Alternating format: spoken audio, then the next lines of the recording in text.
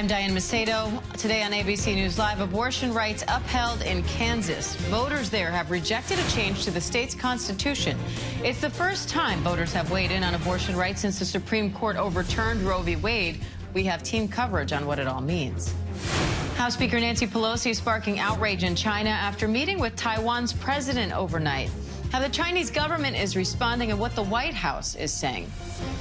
And hard-hit Kentucky is now facing a new threat. Thousands are without power after devastating floods. Now temperatures that feel like triple digits are moving in. But we begin with that vote on abortion rights in Kansas. Voters in the traditionally red state rejected a ballot measure that would have allowed the state legislature to tighten restrictions or ban abortions outright. It's the first test of voter sentiment since the Supreme Court overturned Roe v. Wade, and the unexpected result could have implications for other states and the midterm elections. ABC's Zoreen Shah joins me live now for more. Zoreen, how significant is this outcome, and what could it mean for other states considering similar referendums?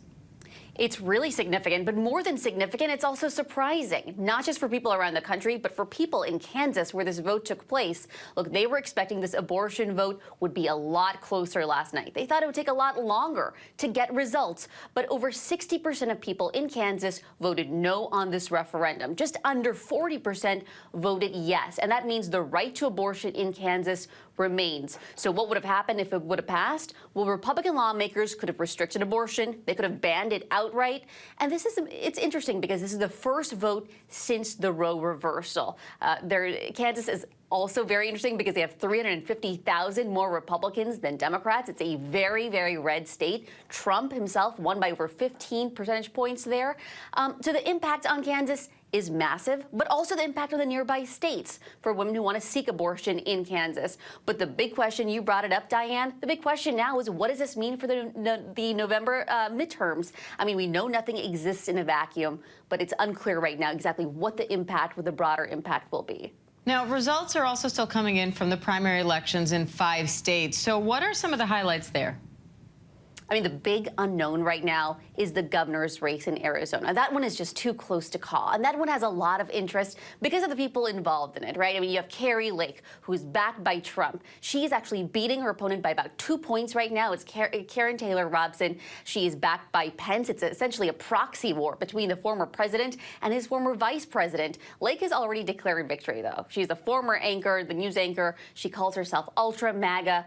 And Robeson is more of the traditional Republican. And it's also important because Arizona is a battleground state, right? I mean, there's a lot of interest in this, high interest, but also high interest because of the state where this is happening. Now, the Senate is also holding a hearing on the Electoral Count Act. That aims to close loopholes that were exploited to try to get former Vice President Pence to overturn the 2020 election. So what are they considering, and how much support is there in Congress to get this done? So they want to actually close those loopholes. Like the Electoral Count Act, it's a law that governs how Congress counts the votes. And there's a couple things involved in this. They have a timetable for when parts of the counting have to take place. There's a resolution process for how Congress deals with issues. And the vice president's role is a bit unclear in this. And Trump took a big advantage of that back in 2020. So the goal here is to close those loopholes. And it appears that they're close. Axios is reporting that they have 9 Republicans who want to vote for this. And so they almost have those 60 votes that they need to pass this. All right, Zoreen Shah. We appreciate it, Zoreen. Thank you. Thanks. And President Biden is expected to sign an executive order paving the way for Medicaid to pay for out-of-state abortions at 2 p.m. Eastern Time. ABC News Live will bring that to you when it happens. House Speaker Nancy Pelosi is drawing condemnation from Beijing after meeting with Taiwan's president. Beijing sees Taiwan as a province that will again be under China's control at some point. So now China is accusing the U.S. of, quote, playing with fire. Our senior White House correspondent Mary Bruce is tracking the latest on that story. The meeting China did not want to happen. House Speaker Nancy Pelosi defying Beijing's stern warnings, warmly received by Taiwan's president. Our delegation came here to send an unequivocal message. America stands with Taiwan. Pelosi is the highest-ranking official to visit Taiwan in 25 years, a self-governing democracy that China considers part of its territory. The world faces a choice between democracy and autocracy. America's determination to preserve democracy here in Taiwan and around the world remains ironclad. But Beijing is furious, accusing the U.S. of playing with fire. The Chinese government swift to react, announcing military exercises in the waters surrounding Taiwan, including live ammunition drills, and sending nearly 24 warplanes into its air defense zone. The spokesman for the Chinese Foreign Ministry this morning saying the U.S. and Taiwan are not listening, and therefore the Chinese military and the Chinese side can only communicate with the U.S. and the Taiwan Independent Separatist Forces in a language that they can understand. Pelosi has long been a vocal critic of China's human rights record, seen here in 1991 commemorating the pro-democracy protesters killed in Tiananmen Square. And visits by Republican and Democratic lawmakers are common, but this visit is different. Shrouded in secrecy, Pelosi's office refusing to confirm the stop until she touched down in Taipei.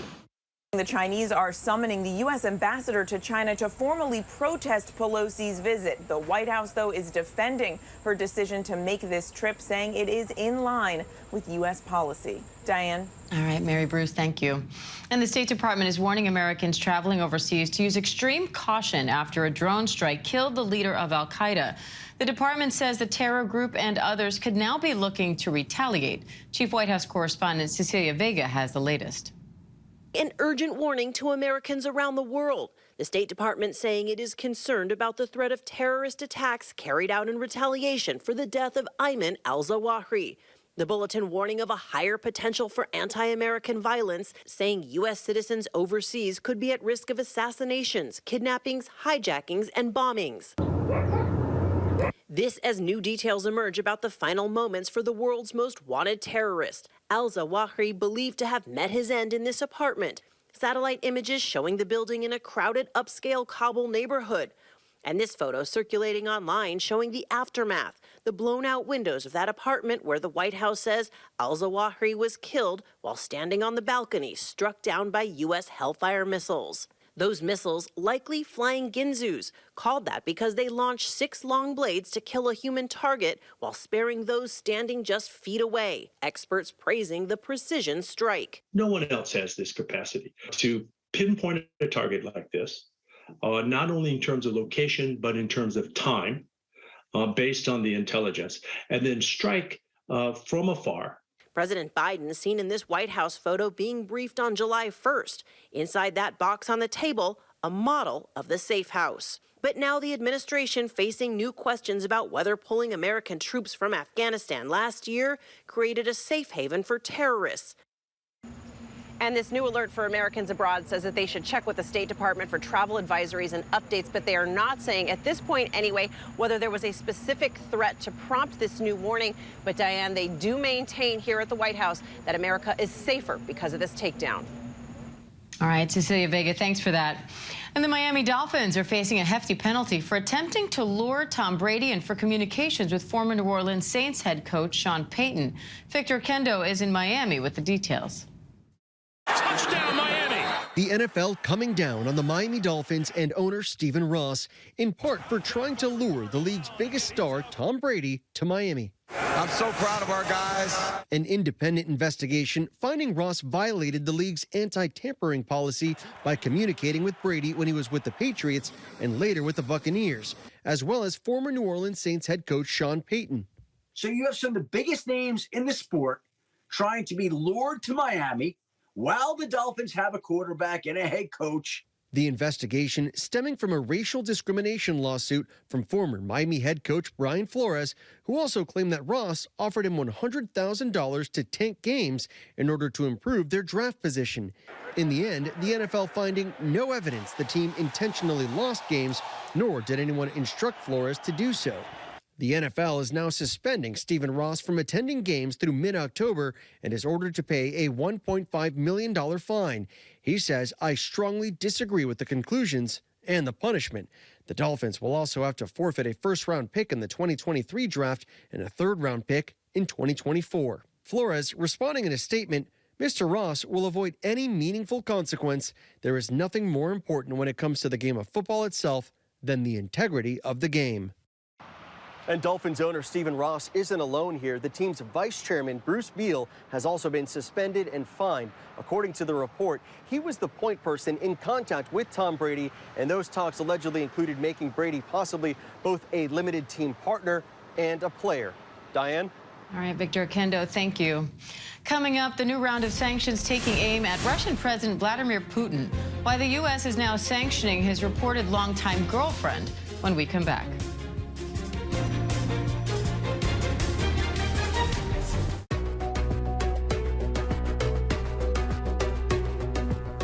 Welcome back. A new round of U.S. sanctions are taking aim at Vladimir Putin. The State and Treasury departments are now targeting a woman reported to be his girlfriend, freezing her visa along with any property she may own in the U.S. Foreign correspondent James Longman has the latest.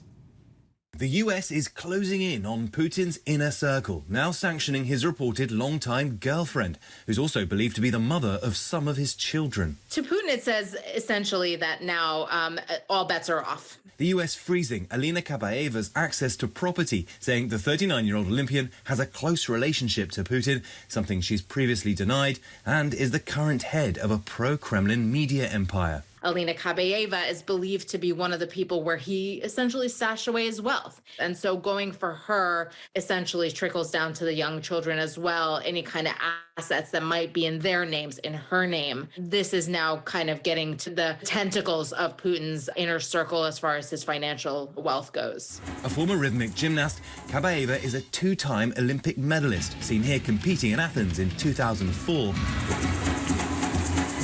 Where she took home the gold. A few months later, she was photographed with Putin at a Kremlin banquet in Moscow. US officials telling the Wall Street Journal she gave birth to 3 of his children. She has been living in Switzerland for quite some time now. We know that she gave birth to at least the first child in Switzerland. The twins, the second 2 children, were believed to have been given birth to in Russia. But she has a lot of ties to Switzerland, and that may sort of be regulated because of these sanctions. Putin has repeatedly denied any relationship with her and has never publicly acknowledged the children. In April, Maria and Katerina, Putin's daughters with his ex-wife, were also hit with sanctions. The US Treasury alleges 37-year-old Maria is the leader of state-funded genetics research programs, while 35-year-old Katerina is a tech executive. Katerina is also known for acrobatic rock and roll competitions. In a rare interview about his family, Putin discussed his daughters' careers in his 2017 docuseries with film director Oliver Stone. Они не занимаются политикой, крупным бизнесом. They are not into. Они занимаются наукой, образованием. Yeah, that's amazing. You're a very lucky man. 2 good children. Я ими горжусь.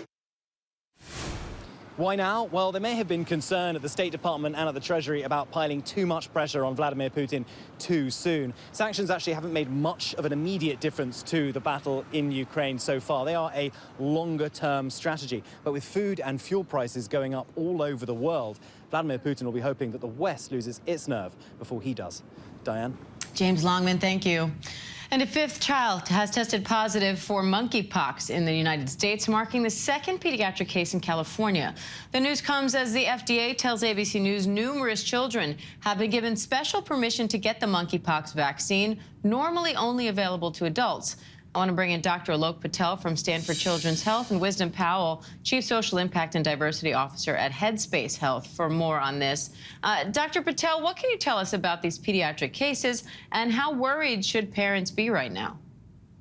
Well, Diane, good morning. And to address the latter comment, because I know a lot of parents are watching, there is no need for parents to panic. Awareness is key, and paying attention to any close contacts who may have symptoms or who may have tested positive for monkeypox. Now, fortunately, what we know so far is these 5 kids who have monkeypox are doing well, including one report that one recovered in Long Island. There are no hospitalizations or severe illness reported right now. Parents out there just need to be aware. Remember, hand washing is key, just like we've been talking about since the beginning of any conversation about infectious disease, and making sure that parents are aware of any close contacts out there and just staying put to learn more. And as you mentioned, the JYNNEOS vaccine is being given to kids on a case-by-case basis, but there is no plan or even need for a mass vaccination campaign for kids right now. Now, Wisdom, we are still in a COVID pandemic. Kids are heading back to school. So how do parents handle the stress of just these added concerns now on top of everything else, especially after the last 2 years? These are great questions, Diane, because as you are well aware, we are now in a period where we're actually experiencing a syndemic, and that's the overlapping of two emerging public health crises at one time. And I think that we all know that those kinds of incidents can produce a sense of psychological uncertainty in everyone. So fears and worries and concerns are likely to arise, especially in children. I think it's important, first of all, to allay those concerns with real factual information. There's a lot of information out there, a lot of noise, and it can be difficult for parents and young people to sift through what is true and what is not. The most important thing we can do right now is help our children to grapple with that information and to get the facts straight. First of all, we know that COVID-19 and monkeypox are not the same thing. COVID-19 can be fatal. Monkeypox at this stage, as we know it, cannot. And there are a lot of things that we have in our arsenal to control this virus in ways that we didn't have for COVID-19. So the first thing we have to do is help our children to settle themselves, catch their breath, help them to sort through what is fact and fiction, and more importantly, help to assure them that parents are here to support them, even as they express worry and concern. Now, Dr. Patel, monkeypox vaccines, as you said, they exist, but usually only for adults, and not just anyone can get one. How does that process work, and what else can we do to protect ourselves and our kids?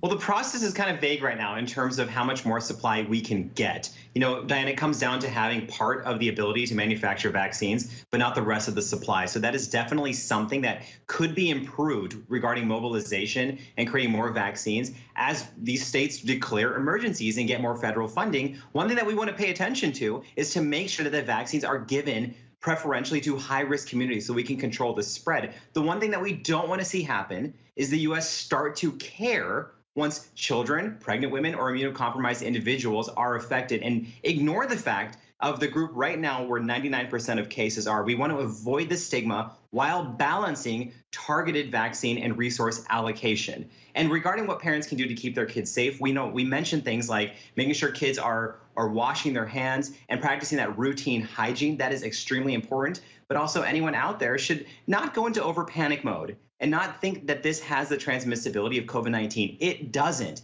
And as we just mentioned right now, we do have vaccines available. We have treatments. And this virus has been around for decades. So there shouldn't be any huge surprises aside from the fact that the virus has jumped from Africa and is now endemic in other, well, it's not endemic yet, but it's now spreading in other countries.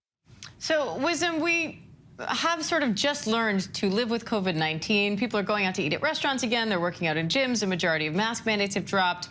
So what's your advice for anyone who just feels exhausted at the thought of any more precautions and any more worries at this point?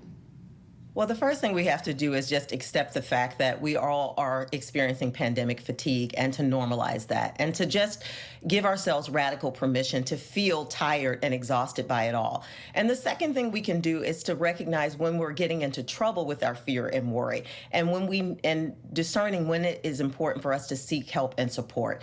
It's important for us to stay steady and to recognize that this too shall pass, and that the most thing we can do, the best thing we can do right now is to be calm and stay steady and to support each other through this very difficult and challenging and uncertain time. All right, Dr. Alok Patel, Wisdom Powell, we appreciate it. Thank you. Thank you. Hard-hit Kentucky is now facing a new threat. Thousands are without power after devastating floods. Now temperatures that feel like triple digits are moving in as teams search for those still missing. Eva Pilgrim is in Hazard, Kentucky with the latest. Hi, Eva. The devastation is everywhere, and the recovery is slow here in eastern Kentucky. And now Mother Nature is adding another challenge. Feel like temperatures in the triple digits starting today. If you take a look at our drone shot, you can see just what the people here are up against. This heat coming as thousands remain without power and people are just out trying to clean up. Authorities are opening cooling centers in the area today and warning people to be careful in this weather as they work outside. Now, we have seen groups checking on people. They will be out again today doing wellness checks and delivering water. Diane. Eva Pilgrim, thank you. Coming up, former Trump White House counsel Pat Cipollone has been subpoenaed by the federal grand jury investigating the January 6th insurrection, what it means for the investigation. And celebrating a Hall of Fame voice, we look back on legendary Dodgers announcer Vin Scully's 6 decades in the broadcasting business when we come back.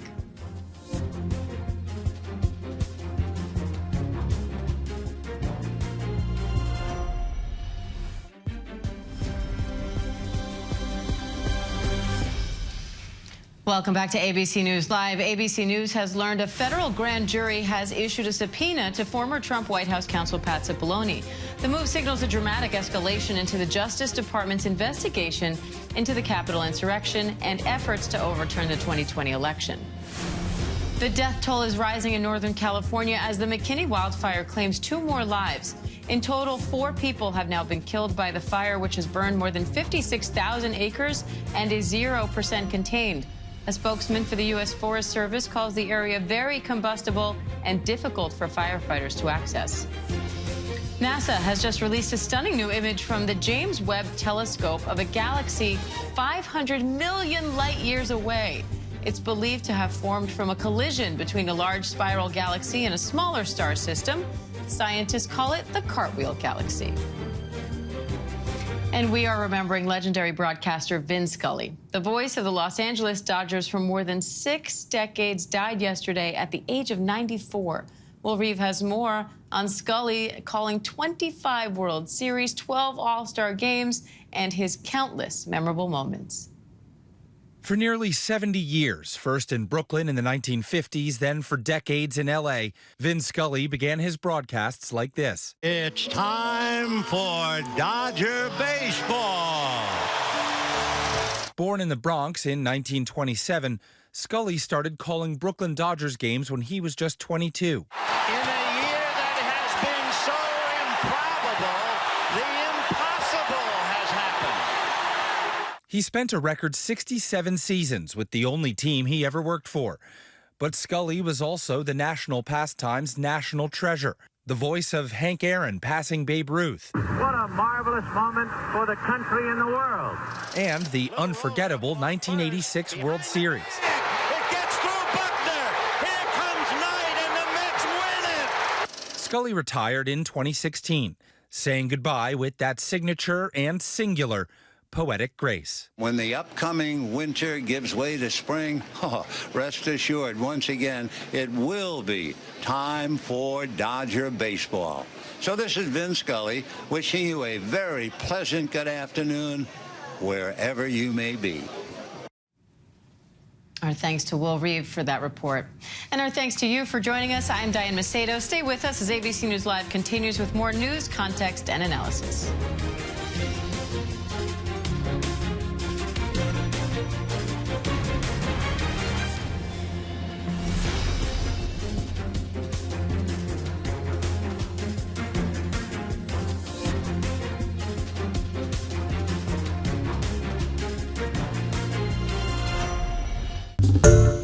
Hi everyone, George Stephanopoulos here. Thanks for checking out the ABC News YouTube channel. If you'd like to get more videos, show highlights, and watch live event coverage, click on the right over here to subscribe to our channel, and don't forget to download the ABC News app for breaking news alerts. Thanks for watching.